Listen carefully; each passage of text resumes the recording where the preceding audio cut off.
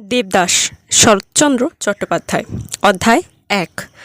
একদিন বৈশাখের দ্বিপ্রহরে রৌদ্রের অন্ত ছিল না, উত্তাপেরও সীমা ছিল না। ঠিক এই সময়টিতে মুখুজ্যেদের দেবদাস পাঠশালা ঘরের এক কোণে ছেঁড়া মাদুরের উপর বসিয়া স্লেট হাতে লইয়া চক্ষু চাহিয়া বুঝিয়া পা ছড়াইয়া হাই তুলিয়া অবশেষে হঠাৎ খুব চিন্তাশীল হইয়া উঠিল এবং নিমেষে স্থির করিয়া ফেলিল যে এই পরম রমণীয় সময়টিতে মাঠে মাঠে ঘুড়ি উড়াইয়া বেড়ানোর পরিবর্তে পাঠশালায় আবদ্ধ থাকাটা কিছু নয়। উর্বর মস্তিষ্কের একটা উপায়ও গজাইয়া উঠিল। সে স্লেট হাতে উঠিয়া দাঁড়াইল। পাঠশালায় এখন টিফিনের ছুটি হইয়াছিল। বালকের দল নানারূপ ভাব ভঙ্গি ও শব্দসারা করিয়া অনতি দূরে বটবৃক্ষতলে ডাঙ্গুলি খেলিতেছিল। দেবদাস সেদিকে একবার চাহিল। টিফিনের ছুটি সে পায় না, কেননা গোবিন্দ পণ্ডিত অনেকবার দেখিয়াছেন যে একবার পাঠশালা হইতে বাহির হইয়া পুনরায় প্রবেশ করাটা দেবদাস নিতান্ত অপছন্দ করে। তাহার পিতারও নিষেধ ছিল। নানা কারণে ইহাই স্থির হইয়াছিল যে এই সময়টিতে সে সর্দার পড়ে ভুলোর জিম্মায় থাকিবে।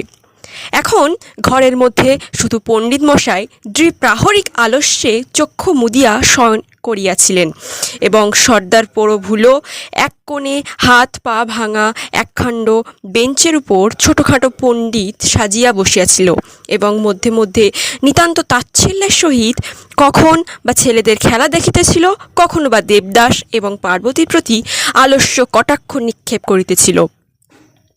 পার্বতী এই মাসখানেক হইল পণ্ডিত মশাইয়ের আশ্রয়ে এবং তত্ত্বাবধানে আসিয়াছে। পণ্ডিত মশাই সম্ভবত এই অল্প সময়ের মধ্যেই তাহার একান্ত মনোরঞ্জন করিয়াছিলেন।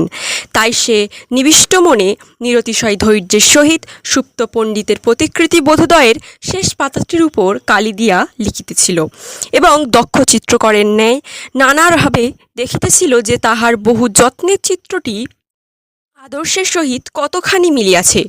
বেশি যে মিল ছিল তাহা নয়, কিন্তু পার্বতী ইহাতেই যথেষ্ট আনন্দ ও আত্ম প্রসাদ ভোগ করিতেছিল। এই সময়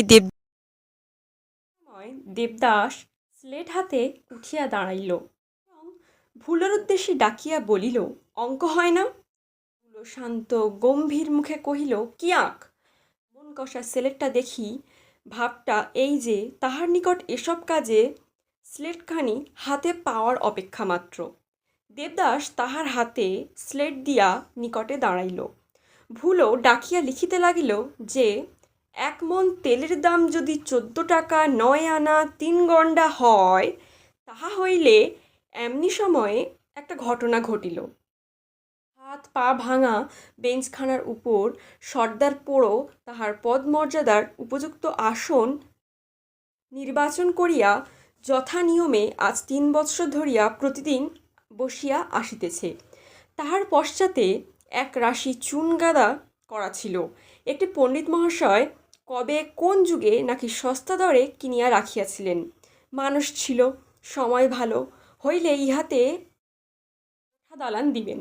কবে যে সে শুভদিন আসিবে তাহা জানি না, কিন্তু এই শ্বেতচূর্ণের প্রতি তাহার সতর্কতা এবং যত্নের অবধি ছিল না। সংসার রানবিজ্ঞ অপরিণামদর্শী কোনো অলক্ষী আশ্রিত বালক ইহার রেণুমাত্র নষ্ট না করিতে পারে, এই জন্য প্রিয়পাত্র এবং অপেক্ষাকৃত বয়স্ক ভোলানাথ এই সযত্ন সঞ্চিত বস্তুটি সাবধানে রক্ষা করিবার ভার পাইয়াছিল এবং তাই সে বেঞ্চের উপর বসিয়া ইহাকে আগুলিয়া থাকিত। ভোলানাথ লিখিতেছিল, 1 মণ তেলের দাম যদি 14 টাকা 9 আনা 3 গণ্ডা হয়, তাহা হইলে, ও গো বাবা গো, পর খুব শব্দ সারা হইল। ভয়ানক উচ্চ কণ্ঠে চেঁচাইয়া হাততালি দিয়া মাটিতে লুটাইয়া পড়িল। সদ্য নিদ্রোত্থিত গোবিন্দ পণ্ডিত রক্তনেত্রে একেবারে উঠিয়া দাঁড়াইলেন। দেখিলেন গাছতলায় ছেলের দল একেবারে সার বাঁধিয়া হৈ হৈ শব্দে ছুটিয়া চলিয়াছে এবং তখনই চক্ষে পড়িল যে ভগ্ন বেঞ্চের উপর একজোড়া পা নাচিয়া বেড়াইতেছে এবং চুনের মধ্যে আগ্নেয়গিরির অগ্নুৎপাত হইতেছে। চিৎকার করিলেন, কিরে? বলিবার মধ্যে শুধু পার্বতী ছিল। সে তখন ভূমিতলে লুটাইতেছে এবং করতালি দিতেছে। পণ্ডিত মহাশয়ের বিফল প্রশ্ন ক্ষুব্ধভাবে ফিরিয়া গেল, কিরে? পর শ্বেতমূর্তি ভোলানাথ চুন ঠেলিয়া উঠিয়া দাঁড়াইল। পণ্ডিত মহাশয় আবার চিৎকার করিলেন, গোটা তুই ওর ভিতর? হ্যাঁ, আবার দেবশালা দেবাশালা ঠেলে মন কষা, আবার গুয়োটা। কিন্তু পরক্ষণেই সমস্ত ব্যাপারটা বুঝিয়া লইয়া মাদুরের উপর উপবেশন করিয়া প্রশ্ন করিলেন, দেবা ঠেলে ফেলে দিয়ে পালিয়েছে? ভুলো আর কাঁদিতে লাগিল। হ্যাঁ, তারপর অনেকক্ষণ ধরিয়া চুন ঝাড়াঝাড়ি হইল, কিন্তু সাদা এবং কালো রঙের সর্দার পোড়োকে কতকটা পণ্ডিত বলিলেন, দেবা ঠেলে ফেলে দিয়েছে তো বটে। ভুলো বলিল, পণ্ডিত বলল, এর শোধ নেব। ভুলো কহিল, পণ্ডিত প্রশ্ন করিলেন, ছোঁড়াটা কোথায়? তারপর ছেলেদের দল রক্তমুখে হাঁপাইতে হাঁপাইতে ফিরিয়া আসিয়া জানাইল, দেবাকে ধরা গেল না। ও যে ইট ছোড়ে, ধরা গেল না। আর একজন বালক পূর্বকথার প্রতিধ্বনি করিল, ও যে, থাম বেটা। সে ঢোক গিলিয়া একপাশে সরিয়া গেল। ফলক্রোধে পণ্ডিত মশাই প্রথমে পার্বতীকে খুব ধমকাইয়া উঠিলেন, তারপর ভোলানাথের হাত ধরিয়া কহিলেন, চল এবার কাছারি বাড়িতে কর্তাকে বলে আসি। ইহার অর্থ এই যে জমিদার নারায়ণ মুখুজ্জের নিকট তাহার পুত্রের আচরণের নালিশ করিবেন। তখন বেলা ৩টে আন্দাজ হইয়াছিল। নারায়ণ মুখুজ্জে মশাই বাহিরে বসিয়া গড়গড়ায় তামাক খাইতেছিলেন এবং একজন ভৃত্য হাত পাকা লইয়া বাতাস করিতেছিল। সছাত্র পণ্ডিতের অসময় আগমনের কিছু বিস্মিত হইয়া কহিলেন, গোবিন্দ যে! গোবিন্দ জাতিতে কায়স্থ।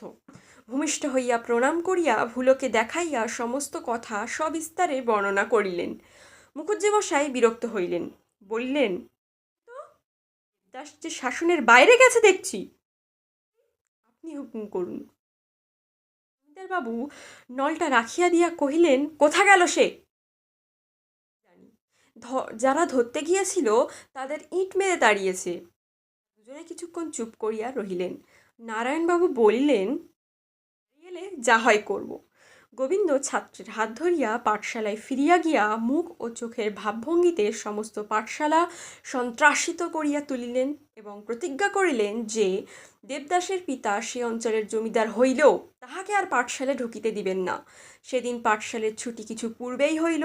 যাইবার সময় ছেলেরা অনেক কথা বলাবলি করিতে লাগিল। একজন কহিল, উফ, দেবাকি সন্ডা দেখেছিস? একজন কহিল, ভুলোকে আচ্ছা জব্দ করেছে। ওহ, কি ঢিল ছড়ে। আর একজন ভুলোর তরফ হইতে কহিল, ভুলো শোধ নেবে দেখিস।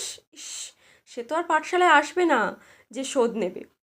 ক্ষুদ্র দলটির একপাশে পার্বতীও স্লেট বই লইয়া বাড়িতে আসিতেছিল।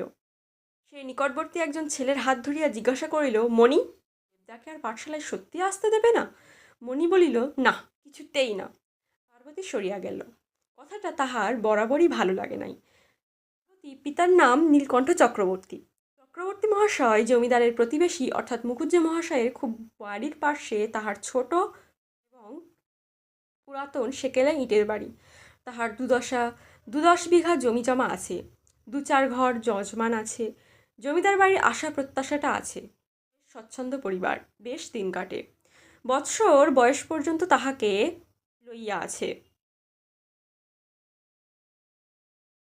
প্রথমে ধর্মদাসের সহিত পার্বতী সাক্ষাৎ হইল। সে দেবদাসের বাড়ির ভৃত্য। ১ বৎসর হইতে আজ ১২ বৎসর পর্যন্ত তাহাকে লইয়া আছে। পাঠশালায় পৌঁছিয়া দিয়া আসে এবং ছুটির সঙ্গে করিয়া বাড়ি ফিরাইয়া আনে। এ কাজটি সে যথানিয়মে প্রত্যহ করিয়াছে এবং আজও সেই জন্য পাঠশালায় যাইতেছিল। পার্বতীকে দেখিয়া কহিল, কই পারু, দেবদাদা কোথায়? পালিয়ে গেছে। ধর্মদাস ভয়ানক আশ্চর্য হইয়া বলিল, পালিয়ে গেছে কি রে? তখন পার্বতী ভোলানাথের দুর্দশার কথা মনে করিয়া আবার নতুন করিয়া হাসিতে শুরু করিল। দেখ ধম্ম, দেবদাদা হি, একেবারে চুনোর গাদাই, হি হি হি হু হু, একেবারে ধম্ম করে। ধর্মদাস সব কথা বুঝিতে না পারিলেও হাসি দেখিয়া খানিকটা হাসিয়া লইল। পরে হাস্য সংবরণ করিয়া জিদ করিয়া কহিল, বল না পারু, কি হয়েছে? দেবদা ঠেলে ফেলে দিয়ে ভুলোকে চুনোর গাদায়। ধর্মদাস একবার বাকিটা বুঝিয়া লইল এবং অতিশয় চিন্তিত হইয়া বলিল, পারু, সে এখন কোথায় আছে জানিস? আমি কি জানি? জানিস, বলে দে। হ্যাঁ, বোধহয় খুব খিদে পেয়েছে। তা তো পেয়েছে, আমি কিন্তু বলবো না। কেন বলবি নে? আমাকে বড় মারবে, আবার দিয়ে আসবো। ধর্মদাস কতটা সন্তুষ্ট হইল, কহিল, তা দিয়ে আসিস, আর সন্ধ্যের আগে ভুলিয়ে ভালিয়ে বাড়ি ডেকে আনবো। বাড়িতে আসিয়া পার্বতী দেখিল তাহার মা এবং দেবদাসের মা উভয়ই সব কথা শুনিয়াছেন। তাহাকে একবার জিজ্ঞাসা করা হইল। হাসিয়া গম্ভীর হইয়া সে যতটা পারিল কহিল। তারপর আঁচলে মুড়ি বাঁধিয়া জমিদারের একটা আমবাগানের ভিতরে প্রবেশ করিল। বাগানটা তাহাদের বাড়ির নিকটে এবং ইহারই একান্তে একটা বাঁশ ঝাড় ছিল। সে জানিত লুকাইয়া তামাক খাইবার জন্য দেবদাস এই বাঁশঝাড়ের মধ্যে কতকটা স্থান পরিষ্কার করিয়া রাখিয়াছিল। পলাইয়া লুকাইয়া থাকিতে হইলে ইহাই তার গুপ্তস্থান। ভিতরে প্রবেশ করিয়া পার্বতী দেখিল বাঁশঝোপের মধ্যে দেবদাস ছোট একটা হুঁকো হাতে বসিয়া আছে এবং বিজ্ঞের মতো ধূমপান করিতেছে। মুখখানা বড় গম্ভীর, যথেষ্ট দুর্ভাবনার চিহ্ন তাহাতে প্রকাশ পাইতেছে। পার্বতীকে দেখিতে পাইয়া সে খুবই খুশি হইল, কিন্তু বাহিরে প্রকাশ করিল না। তামাক টানিতে টানিতে গম্ভীরভাবেই কহিল, আয়। কাছে আসিয়া বসিল। আঁচলে যাহা বাঁধা ছিল তৎক্ষণাৎ দেবদাসের চোখে পড়িল। কোনো কথা জিজ্ঞাসা না করিয়া সে তাহা খুলিতে খাইতে আরম্ভ করিল। পারু, পণ্ডিতমশাই কি বললে রে? জ্যাঠামশাইয়ের কাছে বলে দিয়েছে। দেবদাস হুকো নামাইয়া চক্ষু বিস্ফারিত করিয়া কহিল, বাবাকে বলে দিয়েছে? হ্যাঁ, তারপর? তোমাকে আর পাঠশালায় যেতে দেবে না। আমিও পড়তে চাই না। সময় তাহার খাদ্যদ্রব্য প্রায় ফুরিয়াইয়া আসিল। দেবদাস পার্বতীর মুখখানে চাহিয়া বলিল, সন্দেশ দে। সন্দেশ তো আনিনি। তবে জল দে। জল কোথায় পাবো? বিরক্ত হইয়া দেবদাস কহিল, কিছুই নেই, তা এসেছিস কেন? যা জল নিয়ে আয়। তাহার রুক্ষস্বর পার্বতীর ভালো লাগিল না। কহিল, আমি আর যেতে পারিনি, তুমি খেয়ে আসবে, চলো। আমি কি এখন যেতে পারি? তবে কি এইখানেই থাকবে? এখানেই থাকবো, চলে যাব। পার্বতীর মনটা খারাপ হইয়া গেল। দেবদাসের আপাত বৈরাগ্য দেখিয়া এবং কথাবার্তা শুনিয়া তাহার চোখে জল আসিতেছিল। কহিল, দেবদা, আমিও যাব। কোথায়? আমার সঙ্গে? তাই কি হয়? মাথা নাড়িয়া কহিল, যাবই। না, যেতে হবে না, তুই আগে জল নিয়ে আয়। পার্বতী আবার মাথা নাড়িয়া বলিল, আমি যাবই, আগে জল নিয়ে আয়। আমি যাব না, তুমি তাহলে পালিয়ে যাবে। না, যাব না। কিন্তু পার্বতীর কথাটা বিশ্বাস করিতে পারিল না, তাই বসিয়া রহিল। দেবদাস পুনরায় হুকুম করিল, যা বলছি। যেতে পারবো না। রাগ করিয়া দেবদাস পার্বতীর চুল ধরিয়া টান দিয়া ধমক দিল, যা বলছি। পার্বতী চুপ করিয়া কহিল, পর পিঠে একটা কিল পড়িল, যাবি নি? পার্বতী কাঁদিয়া ফেলিল, আমি কিছুতেই যাব না। দেবদাস এদিকে চলিয়া গেল। পার্বতীও কাঁদিতে কাঁদিতে একেবারে দেবদাসের পিতার সম্মুখে আসিয়া উপস্থিত হইল। মুখুজ্জেমশাই পার্বতীকে বড় ভাসিতেন। বলিলেন, পারো, কাঁদছিস কেন মা? দেবদা মেরেছে। কোথায় সে? এই বাঁশবাগানে বসে তামাক খাচ্ছিল। একে পণ্ডিতমশাইয়ের আগমন হইতেই তিনি চটিয়া বসিয়াছিলেন। এখন এই সংবাদ তাহাকে একেবারে অগিবড় মূর্তি করিয়া দিল। বলিলেন, দেবা বুঝি আবার তামাক খায়? হ্যাঁ, খায়, রোজ খায়। বাঁশবাগানে তাহার হুকো নুকোনো আছে। এতদিন আমাকে বলিসনি কেন? দেবদা মারবে বলে। কথাটা কিন্তু ঠিক তাই নয়। প্রকাশ করিলে দেবদাস পাছে শাস্তি ভোগ করে এই ভয়ে সে কোনো কথা বলে নাই। আজ কথাটা শুধু রাগের মাথায় বলিয়া দিয়াছে। তাহারে সবে 8 বৎসর বয়স। রাগ এখন বড় বেশি, কিন্তু তাই বলিয়া তাহার বুদ্ধি বিবেচনা নিতান্ত কম ছিল না। বাড়ি গিয়া বিছানায় শুইয়া কাঁদিয়া কাটিয়া ঘুমাইয়া পড়িল। সে রাত্রে ভাত পর্যন্ত খাইল।